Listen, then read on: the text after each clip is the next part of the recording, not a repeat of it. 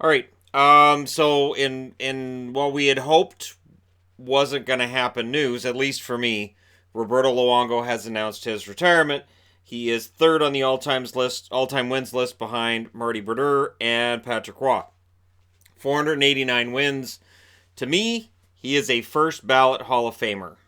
But I understand there will be some debate about that and some argument about that. But to me, he's a Hall of Famer. Um, he had a rough year this year. He ended up with an 899 save percentage, and he's broken down. I think is what it is. A lot of it. He he's put himself through a lot over his 19 years, and here's what he had to say about it.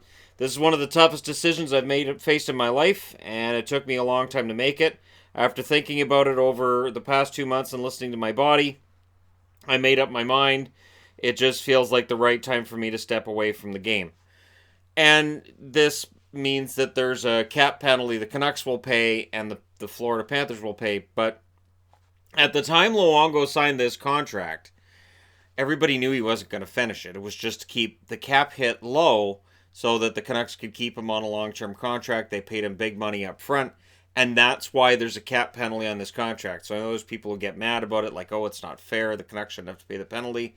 Mike Gillis was trying to circumvent the cap with this contract. That's all it was meant to do. And there was never any belief that Luongo would play for 12 more years when he signed it. So Roberto Luongo officially retires. And, again, 489 or is his win total, 392 losses, 91 ties or overtime losses for him in his career. 91 overtime losses and 33 ties. He ends up retiring with a 2.52 goals against and a 919 save percentage, 77 shutouts in 1,044 games between the Islanders, Panthers, and of course the Canucks. So for me, I have warm feelings towards Luongo because he came to the Canucks at the exact right time, and he was a great goaltender for Vancouver throughout his time in Vancouver, despite there were times where he had issues with Tortorella, obviously, the last year, and the Canucks trying to replace him.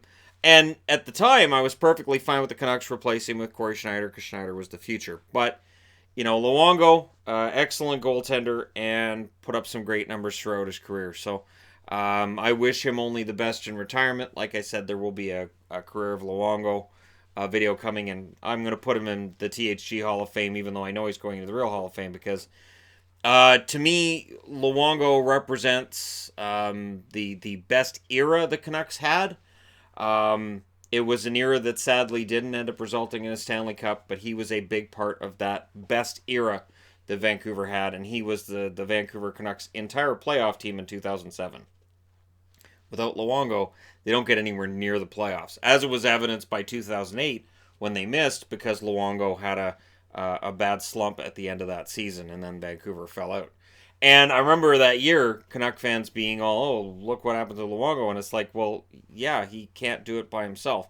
So anyways, that's a whole conversation that we'll have when we do the career video. But it's a sad day that we saw coming towards the end of this year. Games that I saw him playing, he just didn't seem right.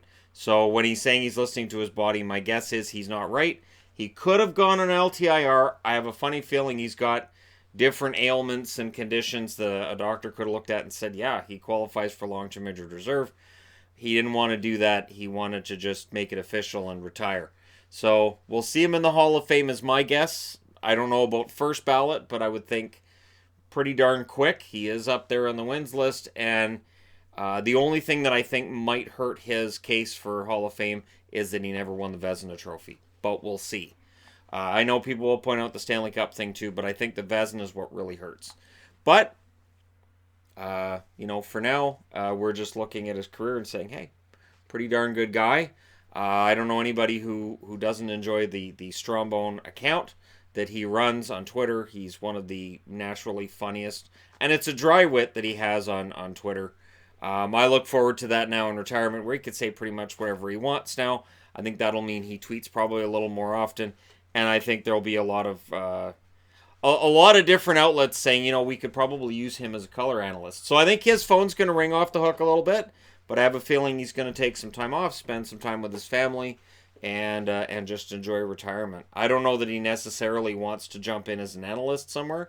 Maybe he works for the Panthers in some regard that way, but we'll see. Let me know what you guys think in the comment section below. As always, don't forget to hit like and subscribe if you're browsing your way through. You just happened upon this video. And to Luongo, great career, great guy, and he will be missed. I'll talk to you guys again soon.